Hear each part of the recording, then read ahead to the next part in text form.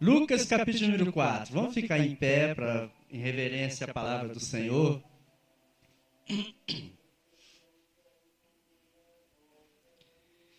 Lucas capítulo de número 4.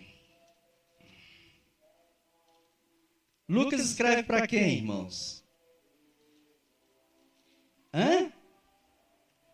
Lucas escreve para quem? Lucas escreve para Teófilo. Lucas escreve para os gentios. Lucas escreve para Teófilo. Teófilo tem o significado do nome dele é amigos de Deus. Então Lucas escreve para os amigos de Deus. Se você é um amigo de Deus, Deus vai falar contigo. Essa palavra é para você. Eu acho que não tem nenhum inimigo de Deus aqui dentro, né? Vamos ler a partir do versículo de número 16. Vamos ler o 16 até o 21. Diz assim a palavra: chegando a Nazaré, onde fora criado, entrou num dia de sábado na sinagoga, segundo o seu costume, e levantou-se para ler. Foi-lhe dado o livro do profeta Isaías. Ao abrir o livro, achou o lugar onde estava escrito: O Espírito do Senhor está sobre mim, pelo que me ungiu para evangelizar aos pobres.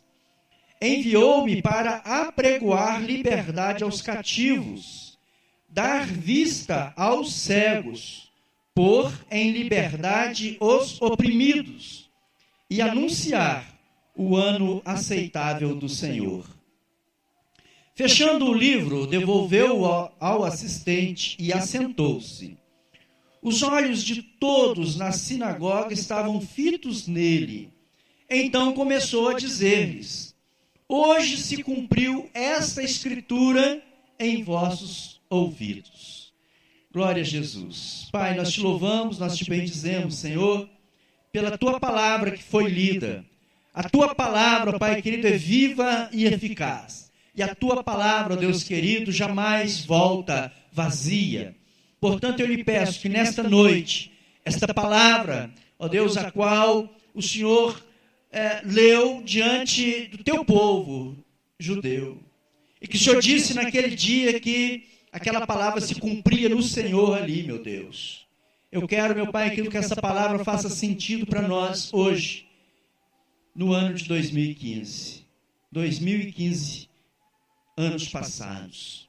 Fala comigo, fala com esta igreja, em nome de Jesus. E que nós possamos vivenciar, principalmente, ó Pai querido, a tua palavra, colocando-a em prática em nossas vidas. Assim, ora, agradecido, em nome de Jesus. Amém. Podeis assentar. Irmãos, se vocês não quiserem ficar, os que estão aí atrás, quiserem vir mais para frente, tem mais lugares hoje, né? Está mais vazio, está mais tranquilo. Por causa do calor, se quiser vir mais para frente, tá? Quem está aí mais no fundo, fique à vontade. Eu quero trazer uma mensagem hoje dentro desse contexto de missões, e como título, Evangelismo urgente. Evangelismo urgente. Nós temos aqui no livro de Lucas, né, esse capítulo 4, Jesus, aqui nesse texto que nós lemos, nós vimos aqui que Jesus, ele imediatamente, ele quis mostrar para todo mundo qual era a prioridade dele nessa terra. Qual era a missão a qual ele tinha recebido do Pai e que ele queria começar logo a desenvolver. E aí ele é muito enfático, muito claro, quando ele lê essa passagem. Essa passagem está escrita no livro de Isaías. E então ele diz: olha, hoje está se cumprindo essa palavra. Por que ele diz? Porque ele veio exatamente isso. Ele veio para dar liberdade aos cativos, trazer vista aos cegos, né? Trazer uma mudança de paradigma, trazer uma mudança no comportamento das pessoas, trazer uma mudança de estilo de vida, né? Aquelas pessoas que estavam agarradas, presas à lei de Moisés e não conseguia agradar 100% a Deus, estavam presas a uma lei, presas a um tempo. Ele vem então para mudar toda essa história. E ele vem então como um grande exemplo para nós de um evangelista. Ele vem mostrar a importância do evangelismo. Ele vem mostrar o quanto que é necessário que alguém fale do reino de Deus. Porque se ninguém falar do reino de Deus, as pessoas não vão tomar conhecimento do reino de Deus. Né? Então Jesus veio cumprindo a palavra, e aqui, então, quando ele diz que essa palavra se cumpriu, é porque ele já começou a fazer isso. Ele já estava fazendo isso. Né? Nós vimos aí, quem tem acompanhado as minhas últimas pregações, nós falamos no capítulo 3 sobre a mensagem de João Batista, o momento em que Jesus vai ser batizado, né? E logo em seguida, o capítulo 4, ele começa falando da missão de Jesus. Jesus estava revestido do Espírito Santo já para fazer essa obra. Né? E aqui nós... Glória a Deus.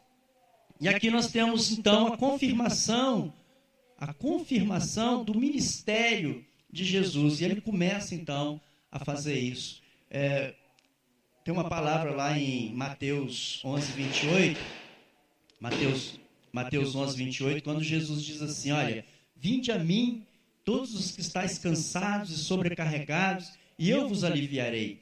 Ou seja, ele estava dizendo, confirmando isso aqui, né? Olha, quando eu disse que essa palavra se cumpriu, eu quero trazer, né, descanso, eu quero trazer paz, eu quero trazer tranquilidade a todo mundo que está passando por dificuldade. Eu quero que vocês tenham uma vida diferenciada. Né? Só que essa palavra, irmãos, então, dentro disso aqui, nós entendemos que há uma urgência de evangelismo. Jesus sentia isso, e ele vai, ao longo do ministério dele, demonstrar isso primeiro, ensinando 12 homens, preparando 12 homens para serem os pilares do evangelismo. Ele começa a mostrar para 12 homens que tudo aquilo que ele queria passar à humanidade, esses 12 homens também fariam, daria continuidade ao trabalho dele. Né? E quando então da morte dele, depois de crucificado, quando ele cumpre praticamente tudo que ele veio fazer aqui na terra, né? Depois da ressurreição, ele se encontra com os discípulos e ele vai falar o que nós chamamos de a comissão, né? A grande comissão, que está em Mateus capítulo 28, versículo 18, 19 e 20, e também Marcos capítulo 16, 15 e 16, quando ele faz um chamado, né? Ele dá a ordem para os discípulos irem e fazerem novos discípulos.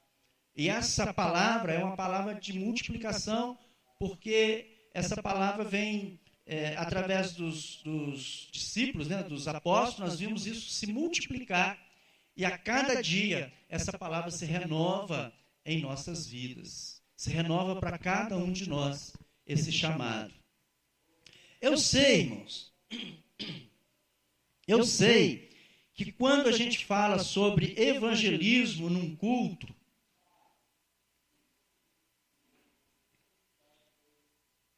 eu sei que muitos começam a pensar assim. Está aqui. Ah, não, está aqui não, irmão. Eu sei que muitos pensam assim. Ele está procurando um copo, eu achei que o copo estava aqui. Alguns pensamentos que surgem enquanto nós pregamos sobre evangelismo. O primeiro dele é clássico. E lá vem o pastor querendo que eu saia por aí chamando gente para vir para a igreja.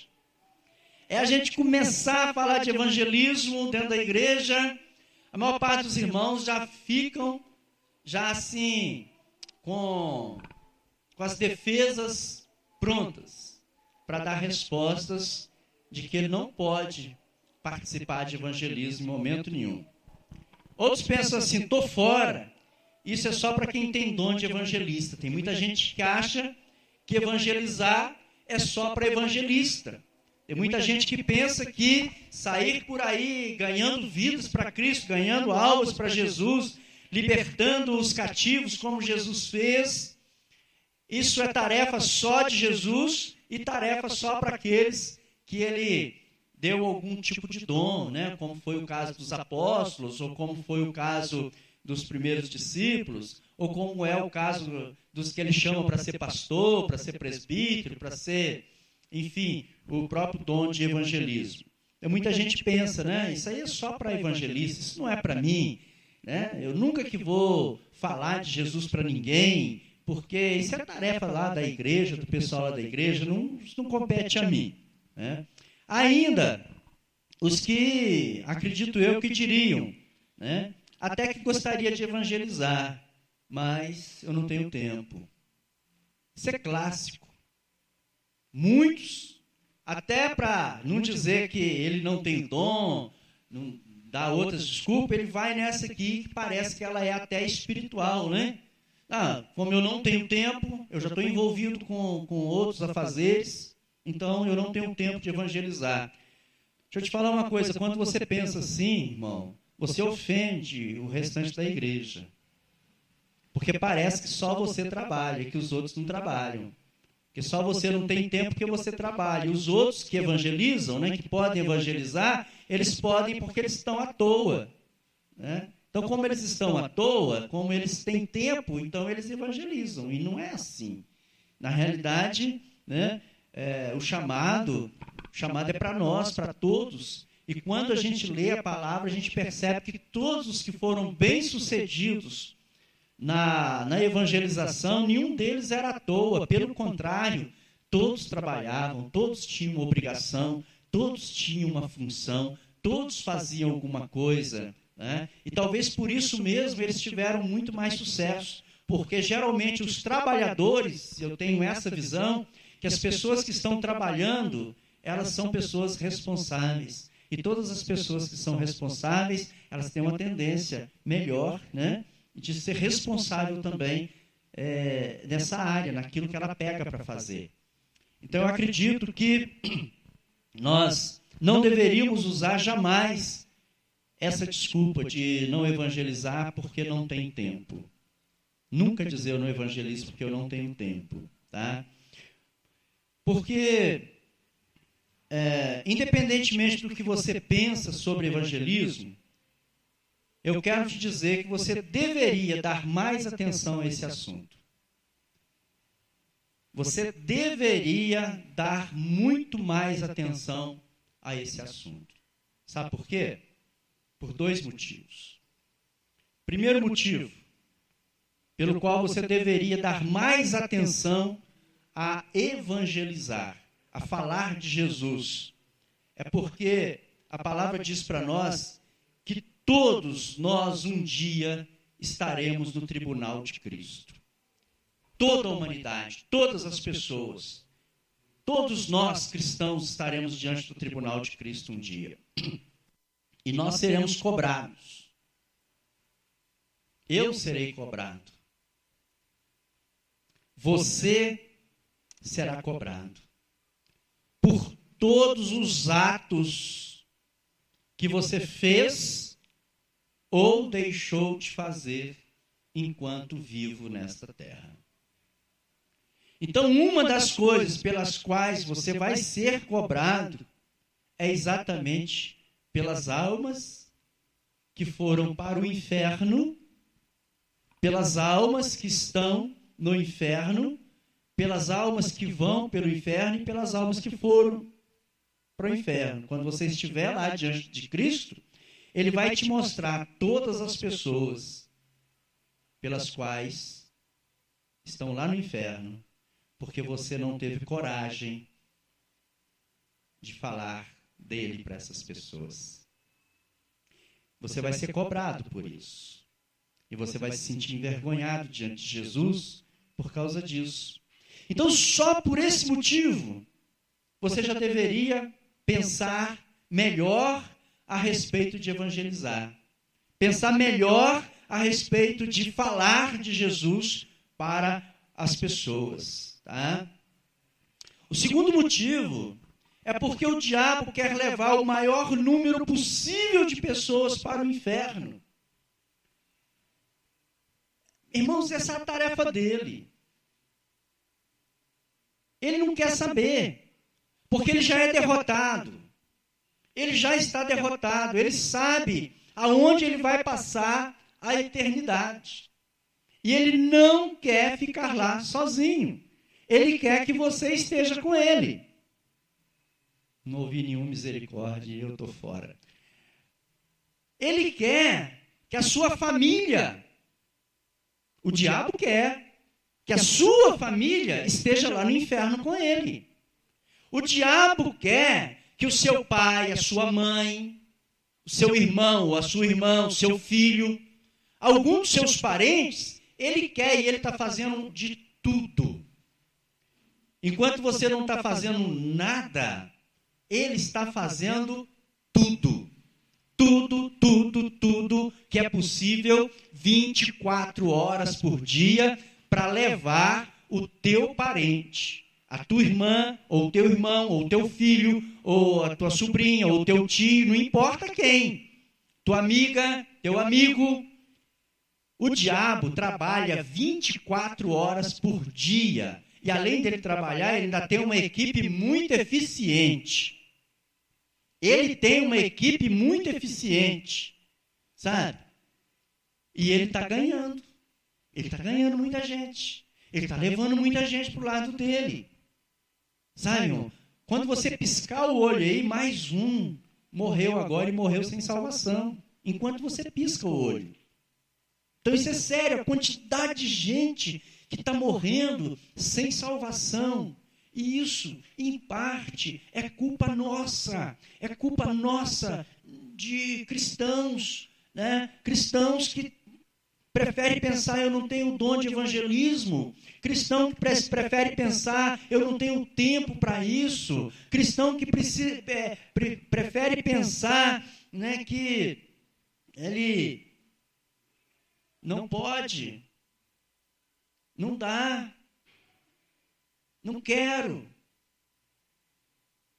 Então, muita gente está morrendo por causa disso. Sabe, Satanás sabe que seu tempo é curto aqui na terra. Ele sabe disso. Ele está trabalhando assim, ó. Enquanto você ora, às vezes, 2 minutos, 5 minutos, Satanás está lá, 24 horas, bombardeando contra você. Enquanto, às vezes, você faz uma campanha, de vez em quando, pela sua família, Satanás está investindo na sua família 24 horas por dia, 7 dias por semana, 365 dias por mês. 365 dias por ano, perdão. Enquanto, às vezes, irmão, você ora, né, de vez em quando num culto, que às vezes o pastor fala assim, vamos orar pela família, ou então a gente faz uma campanha de 7 semanas, aí você vem e você nem coloca todo mundo da sua família, você coloca um que você ama mais. Os outros estão indo para o inferno. E Satanás não está brincando. Eu já vi muito crente tirar férias. Muito crente fala assim, estou de férias. Tem crente que tira férias, nem na igreja não vai quando está de férias. Já vi isso. Irmãos, tira férias, viaja e fala assim, estou indo para um lugar que lá ninguém me conhece, nem na igreja eu não quero ir. Todo lugar que eu vou, se tem chance eu vou na igreja. Eu quero estar o mais perto possível buscando o Senhor. Meu cunhado, toda vez que vem aqui, ele não fica um dia sem vir na igreja. Está de férias, ele estava aqui de férias, ele não precisava de pregar, não precisava de nada, mas ele faz questão de estar na igreja. Porque nós não podemos tirar férias, porque o diabo não tira. O diabo não tira férias. O diabo não brinca de ser diabo. Tem muita gente que brinca de ser crente, mas o diabo não brinca de ser diabo. Ele investe pesado nas pessoas e nas famílias. Então, por esses 2 motivos, eu penso que você deveria reconsiderar a respeito de não evangelizar. Você deveria mudar a sua perspectiva e começar a pensar, eu preciso de falar de Jesus para outras pessoas, principalmente os da minha casa, os da minha família. Principalmente. Não tenha medo de eles recusarem. Irmão, a única coisa que pode acontecer quando você falar de Jesus para uma pessoa, sabe o que é? É ela falar assim, não quero. Sim ou não? Ué, pelo menos você falou. Mas não desiste, continue insistindo. Continue insistindo, que quem sabe ela vai aceitar. Né? Antes de dizer, ao invés de ficarmos chateados ou ignorantes sobre esse assunto, deveríamos nos perguntar, como é que eu posso participar do evangelismo e evitar que minha família vá para o inferno? Então, você não deveria ficar chateado toda vez que nós falamos sobre esse assunto. Você não deveria pensar que não tenho tempo. Você deveria pensar assim, o que eu posso fazer? Não é? Como é que eu posso participar do evangelismo e evitar que a minha família vá para o inferno? Antes de dizer para você como você pode participar, eu quero primeiro dizer para você como que Jesus Cristo já tornou isso fácil para nós. Jesus Cristo já deixou esse processo muito fácil. Primeiro, em Lucas, capítulo 9, versículo 1 e 2, se você quiser abrir lá, pode abrir. Tem uma palavra interessante.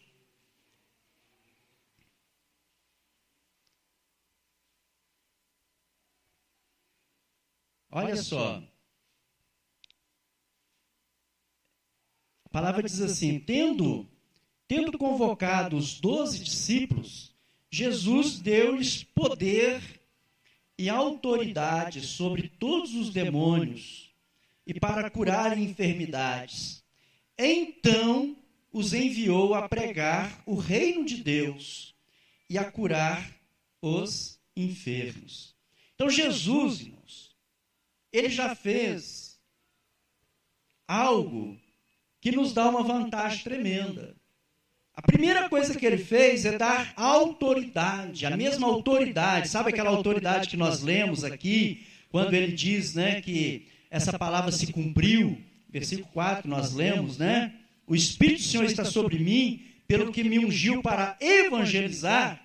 Aqui Jesus, quando manda os discípulos, os apóstolos, ele está dando autoridade, ele está dando poder. É como se ele estivesse dizendo assim, da mesma forma que eu fui ungido para evangelizar os pobres, dar vista aos cegos, libertar os cativos, anunciar o reino de Deus, vocês estão recebendo também essa unção para fazer a mesma coisa. Tá? Ele dá essa autoridade para os seus apóstolos, para os seus discípulos. E ele vai depois, deixar isso claro para nós, nessa comissão que vai nos alcançar, quando nós lemos, então, Mateus 28, que ele diz que nós deveríamos pregar o evangelho em todas as nações, para todas as pessoas, fazer discípulos de todas as nações, ensinar para elas tudo o que nós temos aprendido, tudo que nós aprendemos de Jesus, nós devemos ensinar para essas pessoas. Então, Jesus nos ungiu, né? Ele nos deu o poder. Depois, no livro de Atos, capítulo 1,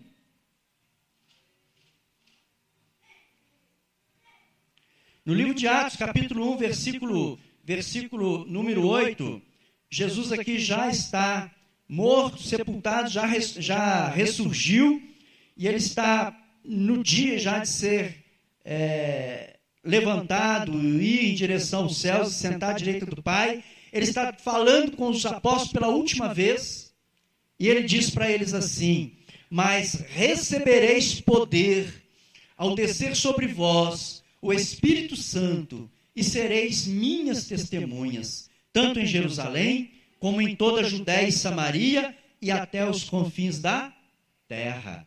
Então ele está nos dando autoridade, ele nos ungiu, ele nos capacitou, ele nos comissionou, e além de nos comissionar, ele diz, olha, eu estou colocando a principal ferramenta na mão de vocês, que é autoridade. autoridade. Autoridade. Então, nós temos autoridade para expulsar o demônio, nós temos autoridade para fechar a boca do inimigo na vida dos nossos familiares, neutralizar as ações de Satanás na vida dos nossos familiares, sabe, irmãos? E decretar a salvação deles, pregar a palavra com eles. A gente não pode ter medo, porque Jesus já nos ungiu. Jesus já nos deu esse poder. Deus nos deu poder para isso. E depois, eu posso dizer para você, baseado em João 4,35, abre lá. João 4,35, João está logo aí antes de Atos. João 4,35.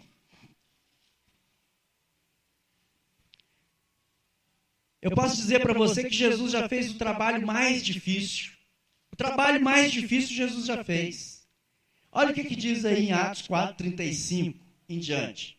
Ele diz assim: não dizeis, ainda há 4 meses até a ceifa, eu vos digo, erguei os vossos olhos e vede os campos, já estão brancos para a ceifa.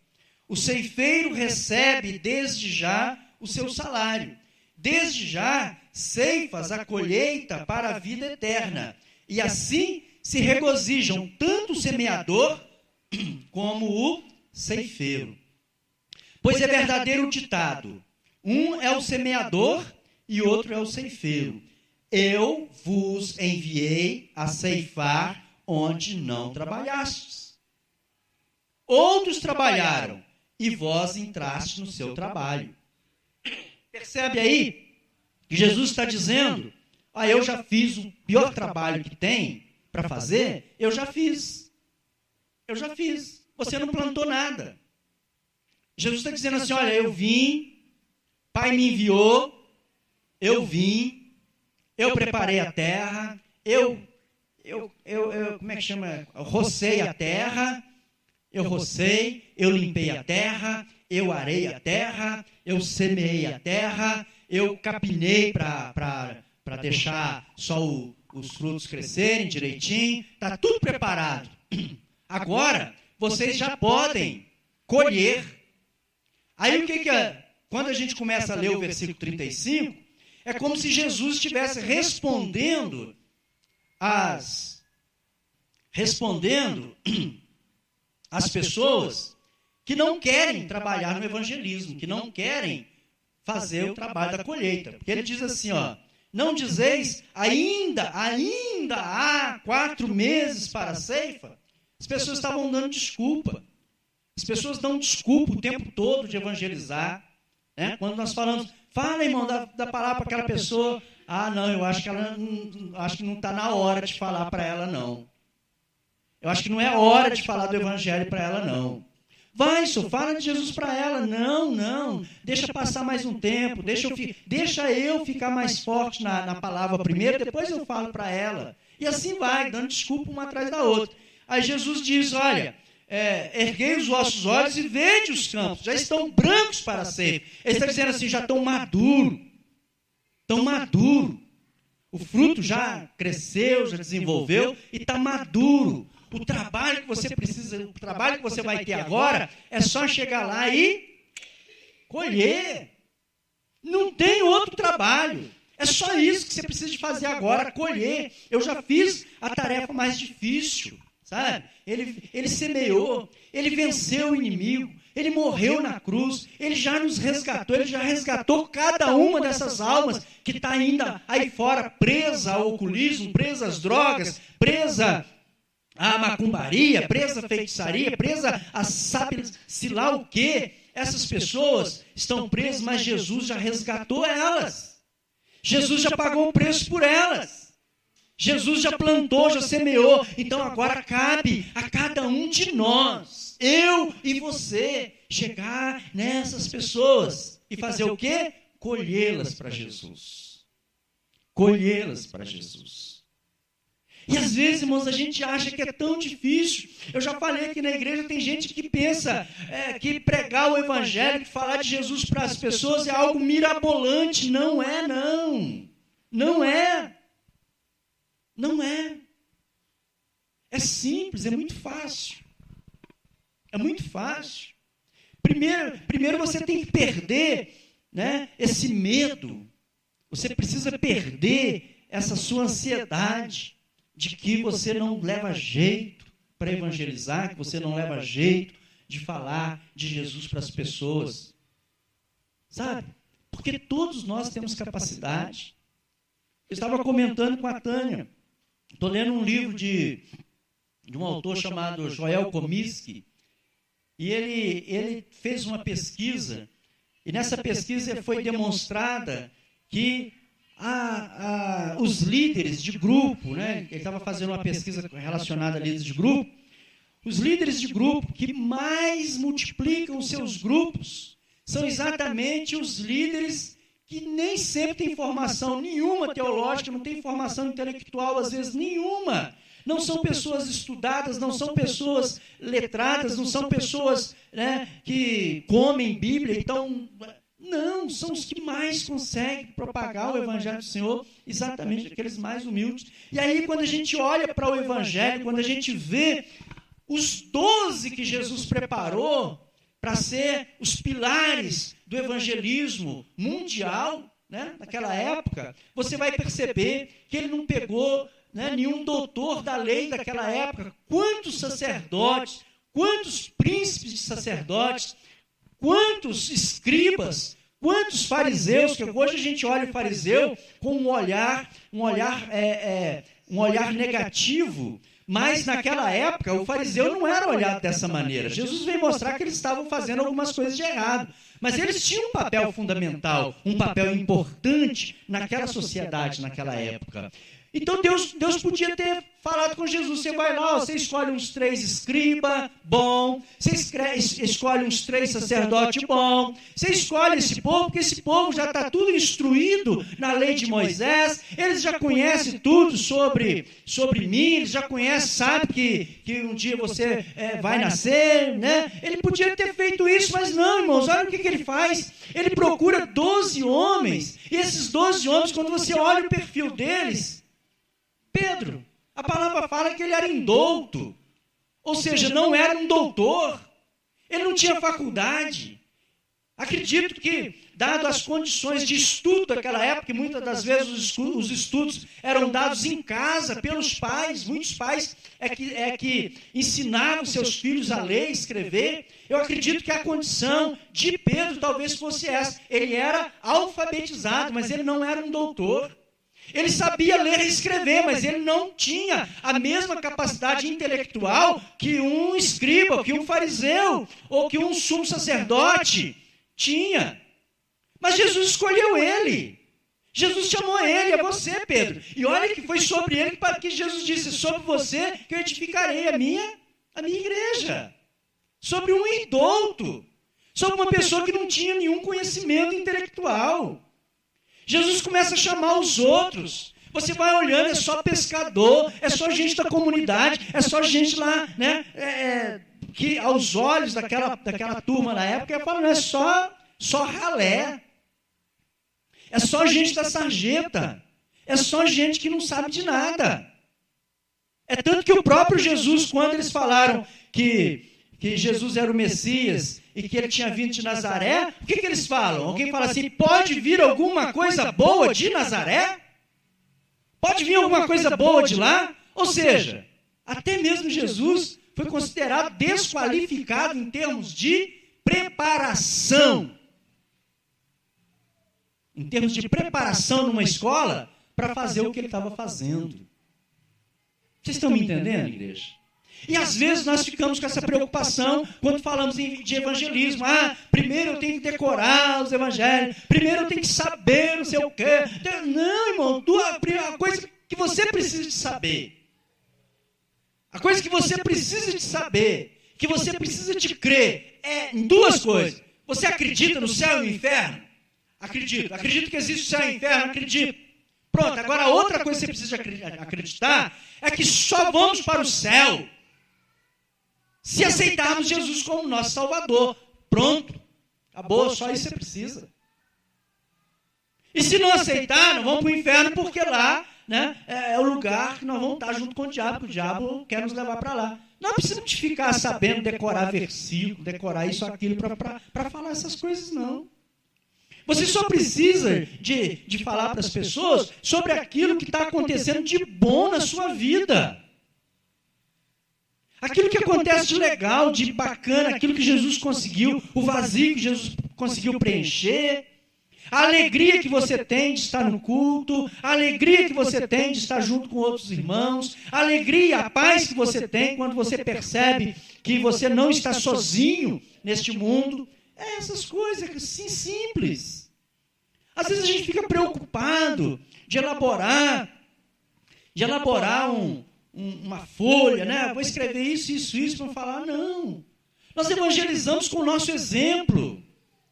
Nós evangelizamos com a nossa forma de viver o dia a dia, dentro da nossa casa, dentro do nosso trabalho. Eu falei semana passada, num dos sermões que eu trouxe, que o primeiro lugar que nós precisamos ser crente é dentro da nossa casa. Porque quando a gente consegue demonstrar que Jesus verdadeiramente está operando na nossa vida, aqueles que estão ao nosso redor, dentro da nossa casa, são os primeiros a desejar a mesma coisa. Irmão, quem é que não vai desejar a mesma coisa? Chega lá na sua casa com uma pepita de ouro do valor de 10 mil ou 1 milhão de reais, coloca lá, aí chega todos os seus familiares e fala assim, olha essa pepita de ouro, essa pepita aqui que eu encontrei, vale 1 milhão de reais. Sabe o que vai acontecer? Primeira pergunta número 1. Primeiro o coração deles vão se encher de desejo. Desejo. Eu vou ser menos do que irmão. Vai se encher de desejo de ter também uma pepita que vale 1 milhão de reais. Ele vai desejar. Se eu pudesse, aí vem a inveja, claro, né? Mas vamos deixar a inveja de lado e vamos trabalhar só dentro desse nível aqui. Ele deseja, ele quer também uma pepita de 1 milhão de reais. Aí ele fala assim, aonde você conseguiu essa pepita aí? Fala, rapaz, aqui é fácil. Se você subir ali no Monte Careca, sabe aquele Monte Careca ali em Santa Cruz de Minas ali?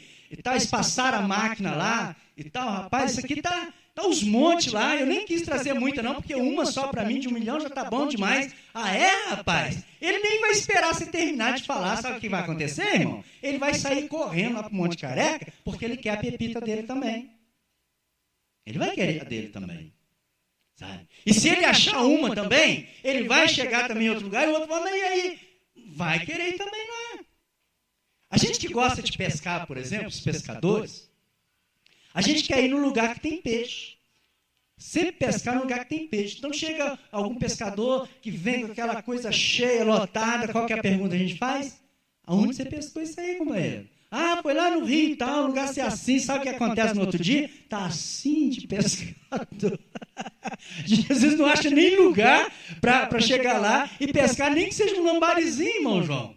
Sabe? Porque está lotado, porque todo mundo quer ir, todo mundo quer aquilo, né, que você tem de bom, sabe?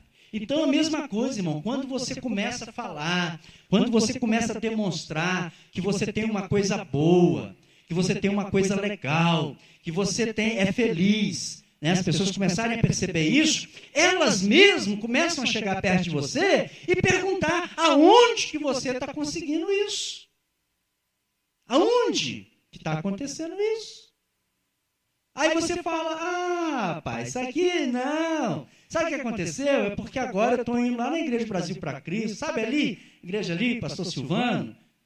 Sei. Pois é, pai, ir lá, o pastor prega uma mensagem lá, bacana, fala de Jesus para a gente, ora para a gente no final do culto, né? E tal. Olha, e depois que eu comecei lá, minha vida mudou, porque Jesus entrou na minha vida, Jesus, né, começou a trabalhar na minha vida. Olha, eu fumava, já parei de fumar, nem penso mais em cigarro, né? Olha, eu dava uns tabletes na minha mulher também, parei, graças a Deus, agora ela está até gostando mais de mim agora. Você precisa de ver, já vem fazer carinho, já não tem medo de mim mais, né?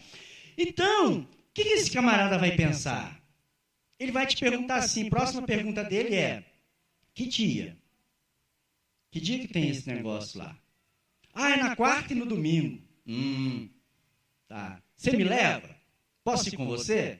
Ele mesmo, olha, a coisa começa a ficar fácil. Então, nós precisamos de viver o Evangelho. De viver o Evangelho. Quando nós começamos a viver o Evangelho, a deixar isso transparecer, sabe, no nosso coração, no nosso semblante, as pessoas começam a perceber, né? Eu não sei porquê, Juninho, me desculpa, eu vou usar você agora um pouquinho. Muitas pessoas falaram que você mudou depois que você veio aqui para a igreja. Tem muita gente dando testemunho, chega, rapaz, o que vocês fizeram com o Juninho lá? Fala, rapaz, nós demos uma surra de Bíblia nele. Né? Está mudado, Juninho está mudado, tá? É isso, as pessoas começam a perceber. As pessoas precisam de ver Jesus na sua vida. Você precisa de ter exemplo na sua vida. Essa já é uma forte maneira de pregar o Evangelho. Tá? Então, Jesus já fez o trabalho mais difícil. Agora, compete a nós escolher. Jesus, em sua morte, fez de você um sacerdote. Ele fez de cada um de nós um sacerdote. É isso mesmo, irmão. Cada um de vocês é ministro do Evangelho. Cada um de vocês é um sacerdote, é um pastor. Vocês têm, irmãos, eu gosto de ensinar sobre isso, sabe por quê? Porque tem gente que acha que pastor tem poder demais. Tem sim, é verdade. O pastor que ora, o pastor que jejua, o pastor que lê a Bíblia, tem poder porque Jesus nos deu esse poder. Mas o poder que eu tenho é o mesmo poder que você tem. Eu tenho que ensinar isso. Não existe, né, nada de diferente entre eu e você. A diferença é que eu estou buscando mais essa pepita. Eu estou correndo atrás. Então você tem que correr também. Você tem que desejar, tem que querer, né, tem que fazer essas coisas.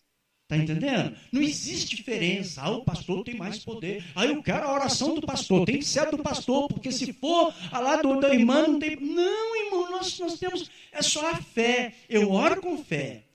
Se você orar com fé, a sua oração tem o mesmo valor, ou às vezes até maior do que a minha, dependendo da sua fé. A fé pode ser diferente para cada pessoa. Então, de repente, a sua fé é maior até do que a minha. Você ainda vai receber primeiro do que se você tivesse vindo pedir oração. Sabe? Nós somos todos iguais. Jesus nos fez reis e sacerdotes. Assim diz a palavra dele em Apocalipse 1:6. Agora, respondendo a pergunta que eu deixei, para a gente poder terminar, que esse som lá de fora está incomodando. Respondendo a pergunta que eu deixei, como é que eu posso participar do evangelismo e evitar que a minha família vá para o inferno? Simples. Basta você participar de um grupo familiar e assim você evangeliza em equipe. Eu sei que todo mundo tem medo de ir na rua e de falar de Jesus, principalmente para estranho. Eu sei disso. Agora, se você estiver dentro de um grupo familiar, se você estiver inserido num grupo familiar, igual nós estamos trabalhando agora, lá dentro do grupo familiar você vai ter outras pessoas muito conhecidas sua, muito próximas sua, principalmente, alguns são até já da família, você tem liberdade. Aí você vai ter também liberdade de convidar essa outra pessoa da sua família para ir lá na sua casa, ou lá nessa casa onde funciona o grupo familiar, essa pessoa vai ter mais tranquilidade de te acompanhar, menos do que vir às vezes na igreja. Então já é uma maneira de você evangelizar.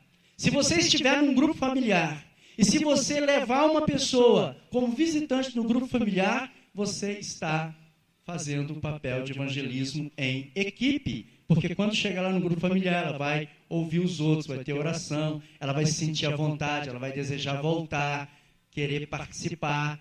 Daí a pouco, né, ela está também sendo transformada pela palavra do Senhor. Né? Você pode evangelizar pelo grupo familiar através da edificação, porque no grupo familiar nós vamos praticar o amor, mútuo, né? Queremos amar o máximo possível, tolerar, ensinar a tolerância, ensinar o amor altruísta, ensinar e a gente vivenciar isso, né? Trabalhar bem isso. Os grupos já têm vivenciado o que a gente chama de purê de batata. Eu vou correr um pouquinho agora, que o horário já extrapolei. Fazer o evangelismo por meio da amizade. No grupo familiar você vai conseguir fazer isso. No grupo familiar você vai conseguir. E nós estamos agora trabalhando uma fase, esse ano, que é o ano da multiplicação. Nós estamos com 7 grupos e nós vamos trabalhar o ano da multiplicação. E dentro do ano da multiplicação nós vamos trabalhar 4 colunas. 1, 2, 3, 4. Agora eu entendi por que o senhor mandou colocar coluna aqui, para ficar fácil da gente lembrar desse trabalho que a gente ia ter futuramente. Nós vamos trabalhar uma coluna que se chama purê de batata. O purê de batata é um momento que o grupo vai viver de um amor muito intenso, conhecer uns aos outros, de estar junto, né? De uns se importarem com o outro. Nós vamos trabalhar um outro momento que é o projeto Natanael 3. Natanael 3, onde nós vamos orar por 3 pessoas. E nós vamos orar em primeiro lugar para quem? Claro, pessoas da nossa família. Nós queremos que os nossos familiares, né, venham para Jesus, vamos orar por ele, vamos jejuar por ele, nós vamos ensinar isso para a igreja, para os grupos, e vocês vão ver a explosão de pessoas que vão entregar a vida para Jesus nesse ano de 2015, aqui. E para isso você precisa de participar de um grupo, para você entender o projeto, para você entender o processo, e você levar as pessoas da sua família para lá. Você quer que sua família vá para o inferno? Fala a verdade, irmão. Você quer, irmã Niva? Fala comigo. Você quer que alguns dos seus familiares vá para o inferno? Não quer. Eu tenho certeza que não. Outros, alguém aí quer? Quer? Não.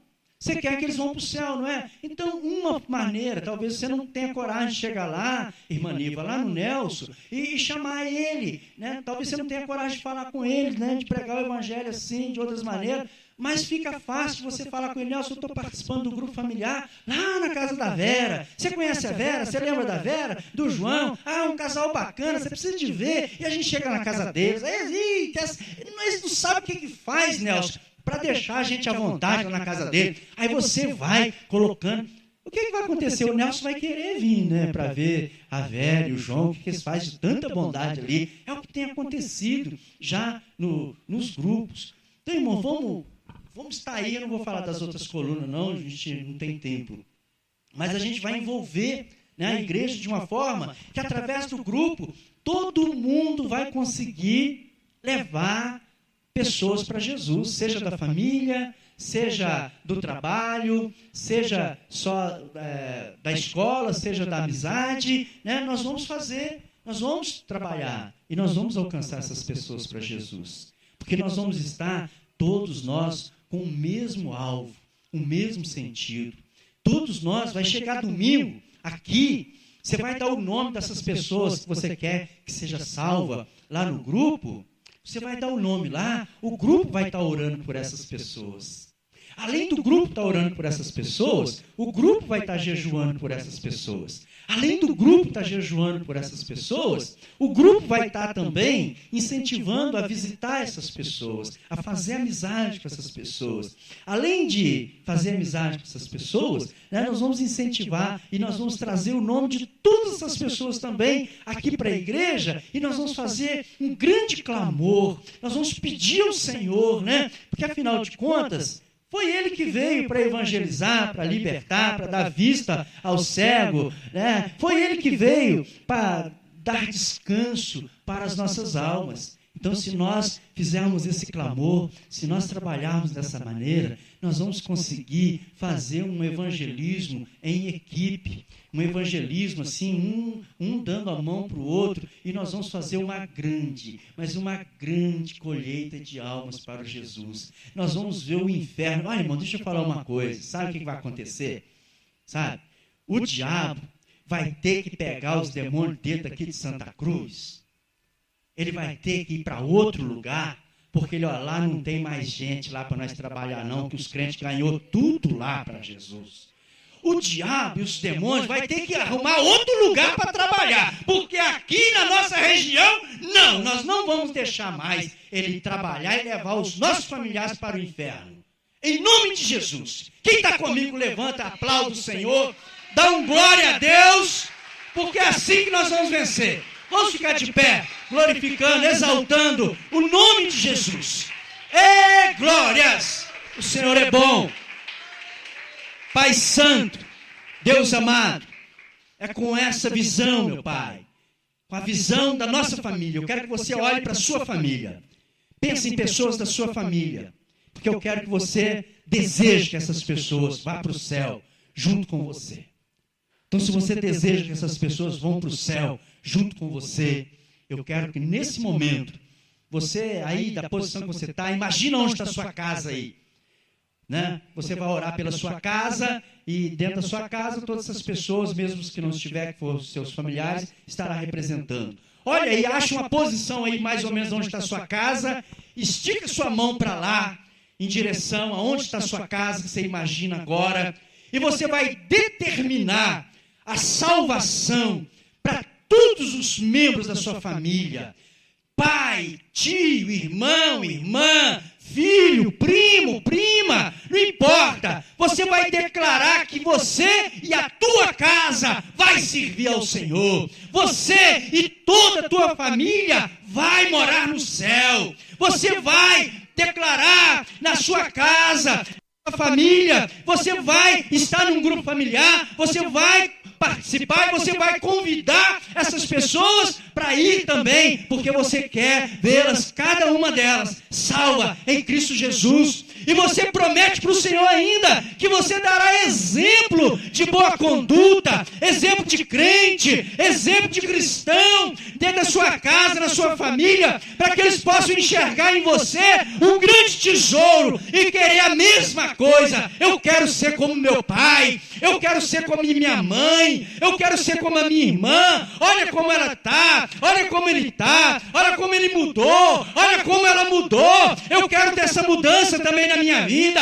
Eu quero que meus familiares também tenham essa mudança conforme eu tenho. Então, irmão, declara isso agora. Abre a sua boca, fala agora. O diabo precisa de escutar isso. O diabo precisa de escutar que a sua família não pertence a ele. O diabo precisa de escutar que a tua família pertence a Deus, que a tua família pertence ao Senhor, que a tua família pertence a Jesus, o Rei dos Reis, Senhor dos Senhores. É essa verdade que o diabo precisa de escutar. E que você é vencedor, você é vencedora.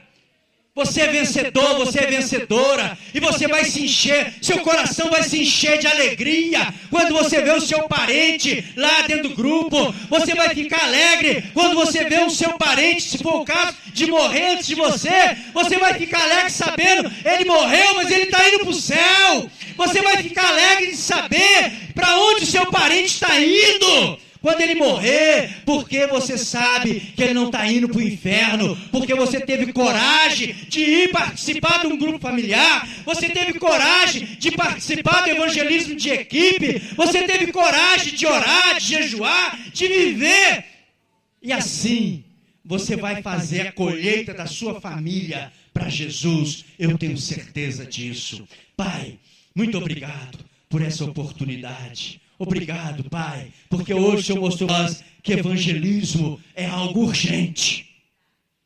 É algo urgente. E nós não vamos, Pai, perder um minuto sequer. Queremos estar envolvidos nesse trabalho, nessa visão que o Senhor tem dado a essa igreja. E queremos, ó Pai, querido, cooperar. E se cooperar, estarmos dentro do grupo, porque ali é mais fácil da nossa família ir, eu estarei lá, Pai, e levarei as pessoas da minha família, em nome de Jesus, e todas elas serão salvas, todas elas serão libertas, todas elas serão curadas, em nome de Jesus. Amém? Vamos aplaudir mais uma vez ao nome do Senhor. Glórias! Glórias! Aleluias! Glorificado seja o nome do Senhor. Já estou terminando. Terça-feira nós temos amanhã nós temos reunião.